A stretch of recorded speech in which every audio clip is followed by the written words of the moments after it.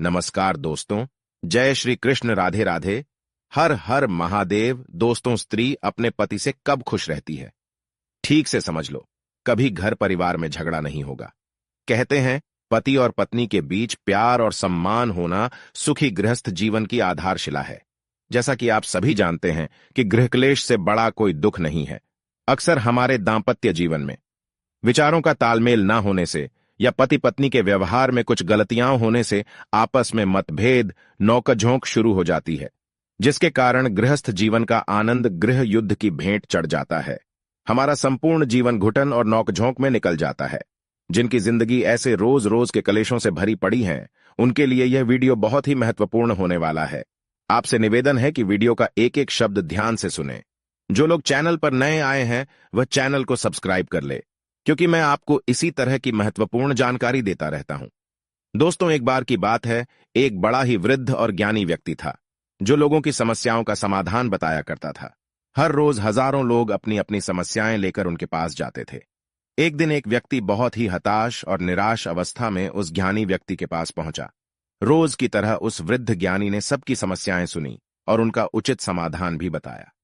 सुबह से शाम हो गई, सारे लोग अपने अपने घर जा चुके थे, लेकिन वह दुखी और निराश व्यक्ति अभी भी वहां बैठा था। ज्ञानी व्यक्ति ने देखा कि एक व्यक्ति उनके द्वार पर अभी भी बैठा हुआ है जो बहुत ही दुखी मालूम पड़ रहा है। तो उन वृद्ध ज्ञानी ने उससे पूछा, क्यों भाई, तुम बहुत दुखी लग रहे हो, तुम्हारी क्या समस्या है? दुखी व्यक्ति बोला, महात्मा, मेरे दुखी होने का कारण मेरी निजी पारिवारिक समस्या है। वृद्ध पुरुष बोला, आपको देखने से ही पता चलता है कि आपका जीवन घोर अशांति और कलह से भरा है, परंतु आप अपनी परेशानी स्पष्ट रूप से बताइए कि आपकी समस्या क्या है। दुखी व्यक्ति कहने लगा, महाराज, मैं जब से वैवाहिक जीवन से बंधा हूं, मेरा दांपत्य जीवन एक भी दिन सुख, शांति और संतोष के साथ नहीं बिता। मैं अपने जीवन से इतना दुखी हूं, रोज रोज की घुटन से तंग आकर आत्महत्या करने का भी विचार मन में आता है। मैं अपनी पत्नी से संतुष्ट नहीं हूं। उसके और मेरे स्वभाव में जमीन आसमान का अंतर है। उसकी रुचि मेरी रुचि से बिल्कुल अलग है।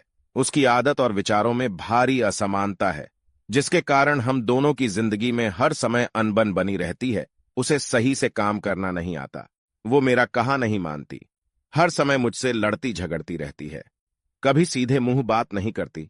उसे मेरा बर्ताव अच्छा नहीं लगता और मुझे उसका। मैं ऐसा क्या करूं जो मेरा जीवन खुशहाल हो जाए? दुखी व्यक्ति की बात सुनकर ज्ञानी व्यक्ति थोड़ी देर सोचते रहे और बोले कि थोड़ी देर रुको, मैं तुम्हारी समस्या का समाधान अभी बताता हूं। इतना कहकर वे अपने घर में चले गए। वह व्यक्ति द्वार पर बैठा सोच रहा था कि अवश्य ही ज्ञानी पुरुष मुझे कोई अच्छी बात बताएंगे, जिससे मेरी और मेरी पत्नी के बीच की कड़वाहट और पारिवारिक कलह खत्म हो जाएगी। हम दोनों के बीच का तनाव खत्म हो जाएगा। वो व्यक्ति यही सोच रहा था कि इतने में ज्ञानी पुरुष घर के अंदर से सूत लेकर लौटे, क्योंकि वे सूत काट कर अपने जीवन का निर्वाह करते थे। उस व्यक्ति के सामने आकर निसंकोच भाव से बैठ के सूत काटने लगे। थोड़ी देर के बाद वे अपनी पत्नी से बोले, अजी सुनती हो, बड़ा अंधेरा है, मुझे सूत काटने में कठिनाई हो रही है। यदि तुम्हें तकलीफ ना हो तो मेरे पास एक दीपक जलाकर रख जाओ। दोस्तों, अभी काफी अंधेरा हुआ नहीं था, बिना दीपक के भी काम चल सकता था। फिर भी उन्होंने दीपक जलाकर रखकर जाने को कहा। वो व्यक्ति भी सोचने लगा कि ज्ञानी पुरुष कितने पागल है, जबकि अभी भी दिन है तो भी यह दीपक मंगवा रहे हैं। दिन में भला दीपक का क्या काम, अजीब मूर्खता है। यही सोचकर वो व्यक्ति उनकी मूर्खता पर मन ही मन हंसने लगा। तभी थोड़ी देर में उसने देखा कि उस ज्ञानी पुरुष की पत्नी चुपचाप दीपक जलाकर लाई और जहां वह सूत काट रहे थे वहां रखकर चली गई। दुखी व्यक्ति सोचने लगा कि मुझे लगता है कि ज्ञानी पुरुष बिल्कुल पागल है और उनकी पत्नी भी बेअकल है। दिन में ही दीपक जलाकर रख गई। उन्होंने एक बार भी इनसे ये नहीं पूछा कि अभी दिन है, दिन में दीपक का क्या काम। दोस्तों, फिर उसने देखा कि उनकी पत्नी 2 गिलासों में दूध लेकर आई है। एक गिलास उसने अपने पति को दे दिया और दूसरा गिलास उस व्यक्ति को दे दिया और फिर घर में चली गई। फिर दोनों दूध पीने लगे। फिर उसके बाद ज्ञानी पुरुष की पत्नी भागती हुई आई और बोली कि दूध में मीठा तो कम नहीं रह गया। ज्ञानी पुरुष कहने लगी, नहीं भाग्यवान, हमारे हिसाब से दूध ठीक मीठा हुआ है। दोस्तों, उधर ज्ञानी पुरुष की पत्नी ने देखा कि नजर कम होने के कारण धोखे से दूध में चीनी की जगह नमक पड़ गया था। यह जानकर उन्हें बड़ा अफसोस हुआ, परंतु वह व्यक्ति सोचने लगा कि ज्ञानी पुरुष भी कितने अजीब और मूर्ख आदमी है। कह रहे हैं कि दूध में मीठा काफी है, जबकि दूध में मिठास तो है ही नहीं। नमक और चीनी में इन्हें अंतर नहीं पता चला। बड़े विद्वान बने फिरते हैं, इनसे भला मैं क्या अपनी समस्या का उत्तर पा सकूंगा? मैं भी ना जाने कहां आ गया हूं। इधर वो आदमी जला जा रहा था, उधर ज्ञानी पुरुष दूध पीकर अपना मुंह पोंछ रहे थे। दुखी व्यक्ति कहने लगा, महात्मा जी, यदि मेरे प्रश्न का उत्तर मिल जाता तो मैं अपने घर चला जाता। ज्ञानी पुरुष कहने लगे, अरे भाई, मैंने तुम्हारे प्रश्न का उत्तर दे तो दिया, क्या कुछ और कहना शेष है? दुखी व्यक्ति बोला, महात्मा, अभी तक तो आपने एक शब्द भी नहीं बताया और आप कह रहे हो कि मैंने उत्तर दे दिया। कैसा उत्तर दिया? मेरे तो कुछ समझ में नहीं आया। मुझे सही उत्तर दीजिए, क्योंकि मेरी कभी मेरी पत्नी से पटती नहीं है। मैं कैसे सुखी रहूं? ज्ञानी पुरुष बोले कि सुखी दाम्पत्य जीवन के लिए जरूरी है कि अपने घर के सदस्यों को अपने अनुकूल बनाओ और स्वयं भी परिवार के अनुकूल ढल जाओ। दोनों बदलो, कुछ तुम पत्नी की सहन करो, कुछ आपकी पत्नी सहन करे। अपने साथी के प्रति पूरा और सच्चे हृदय से प्यार ही कुशल गृहस्थ की आधारशिला है। अपने साथी की गलती हो तो दोनों को सहानुभूतिपूर्वक क्षमा करते रहना। यदि आपस में कोई मतभेद या गलतफहमी भी हो जाए तो जल्दी से जल्दी उसे दूर करने का प्रयत्न करो। मधुर भाषण और क्षमाशील स्वभाव से ही पति पत्नी के जीवन में सूखते हुए वृक्ष में भी श्वास आ सकती है। एक दूसरे पर अखंड विश्वास रखिए। आपस में संदेह उत्पन्न होने के कारण ही कई परिवार आज कष्ट भोग रहे हैं। इसलिए अच्छे जीवन की इच्छा रखने वालों संदेह के विष वृक्ष को अपने दाम्पत्य जीवन में न पनपने दें। हर परिस्थिति में एक दूसरे का साथ दीजिए। कष्टों को साथ सही करता था और सुखों के दिन साथ रहकर काटिए। बीमारी, पीड़ा, दुखी मानसिक स्थिति में एक दूसरे का पूरा पूरा साथ दीजिए। जितना हो सके एक दूसरे की आलोचना से बचें। देखा जाए तो कमी और दोष किसमें नहीं है। ऐसा कौन है जो सर्वगुण संपन्न हो? यदि आप परिवार में सुख और शांति चाहते हो तो दूसरों में दोष ढूंढने की आदत आज ही त्याग दो, क्योंकि दोस्तों एक दूसरे में कमियां निकालते रहने से कड़वाहट की भावना पैदा होती है। पति पत्नी आपस में ऐसा व्यवहार करें जिससे उनके आपसी भय और व्याकुलता की गंदी भावना नष्ट हो जाए। दोनों की आत्माओं की एकता बढ़े, आपसी विश्वास, दृढ़ता और उत्साह बना रहे। दोस्तों खुश रहने के लिए त्याग की जरूरत होती है।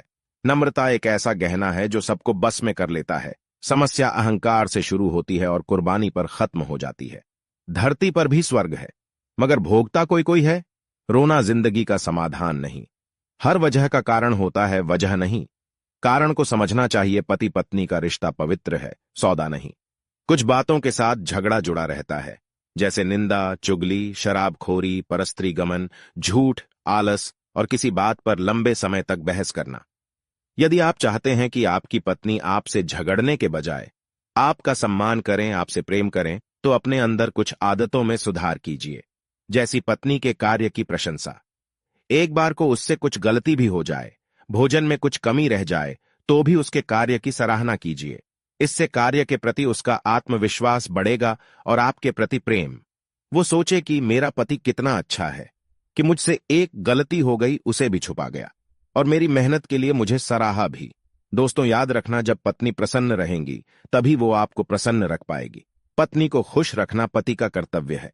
यदि पति अपनी पत्नी को सम्मान देता है, उसके कार्य को सराहता है, उसे सहयोग देता है, उसके किसी कार्य को लेकर उस पर चिल्लाता नहीं, दूसरों के सामने उसे अपमानित नहीं करता, तो स्त्री हमेशा प्रसन्नचित्त रहेंगी और जब वो प्रसन्नचित्त रहेंगी तभी वो आपको प्रसन्नता दे पाएगी। प्रसन्न मुद्रा में रहने वाला व्यक्ति बड़ी से बड़ी विपत्ति से भी लड़ जाएगा। वो कभी हताश, निराश नहीं होगा। गृहस्थ जीवन की खुशहाली के लिए ये कुछ महत्वपूर्ण बातें हैं, इन पर हमें जरूर ध्यान देना चाहिए। नंबर 1, झल्लाकर क्रोध में ना बोले और दूसरों के सामने तो बिल्कुल नहीं। नंबर 2, पत्नी के कार्य की प्रशंसा करते रहना। नंबर 3, उसके कार्य का पूरा श्रेय उसे मिलना चाहिए। नंबर 4, पत्नी को बेइज्जत करने वाली बातें नहीं बोलनी चाहिए। नंबर 5, पति को चाहिए कि उसे समय भी दे। नंबर 6, स्वयं को श्रेष्ठ कहना और उसे पैर की जूती मानना सबसे बड़ी गलती है।